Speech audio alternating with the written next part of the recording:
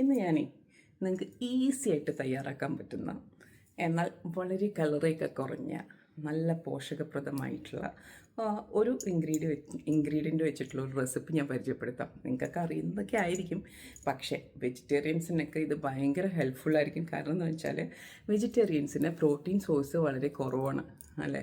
അപ്പോൾ ഇതിൽ അത്യാവശ്യം പ്രോട്ടീനൊക്കെ ഉണ്ട്.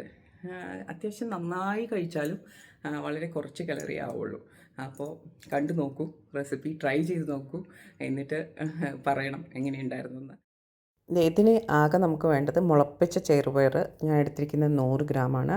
പിന്നെ കുറച്ച് ജീരകം ഇട്ടിട്ടുണ്ട്, ഒരു ചെറിയ കഷ്ണം ഇഞ്ചി, 2 പച്ചമുളക്, 2 നിങ്ങൾക്ക് വേണമെങ്കിൽ ഇട്ടാം. എനിക്ക് അത്യാവശ്യം എരിവ് ഇഷ്ടമാണ്.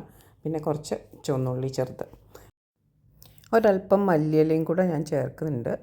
എന്നിട്ട് ഇതെല്ലാം കൂടെ മിക്സിയിൽ നല്ല പേസ്റ്റ് പോലെ അരച്ചെടുക്കുക. അത് മുളപ്പിച്ച ചെറുപയറായതുകൊണ്ട് നല്ല കുതിർന്നിരിക്കുന്നുണ്ട്, അരയാനൊന്നും വിഷമം ഉണ്ടാവില്ല. It is very easy. അത് കഴിഞ്ഞിട്ട് ആവശ്യത്തിനുള്ള ഉപ്പ് ചേർക്കുക.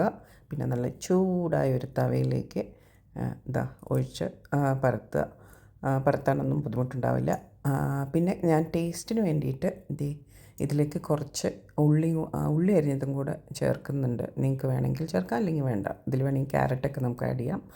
എന്നിട്ട് എണ്ണയ്ക്ക് ഞാൻ കുറച്ച് ഒലിവ് ഓയിൽ സ്പ്രേ ചെയ്ത് കൊടുക്കുകയാണ്. അങ്ങനെ നമ്മുടെ ഓയിൽ നമുക്ക് അളവ് വളരെ കുറയ്ക്കാം. പിന്നെ അതേ മറിച്ചിട്ട് നല്ല പക്ഷേ ഭയങ്കര ക്രിസ്പായിട്ടുള്ളൊരു ദോശയായിട്ടൊന്നും കിട്ടില്ല കേട്ടോ. നമുക്ക് അതിനുള്ള റൈസൊന്നും നമ്മൾ ചേർക്കണില്ല. അതിൻ്റെ നല്ല എരിവുള്ള ഒരു മുളക് ചമ്മന്തിയും കൂടെ ചേർത്ത് അടിച്ചു വിട്ടോളൂ. പിന്നെ ഒരു 3 ദോശ നമുക്കിങ്ങനെ ഉണ്ടാക്കാം. ഇതിലാകെ 100 കലറിയേ ഉള്ളൂ.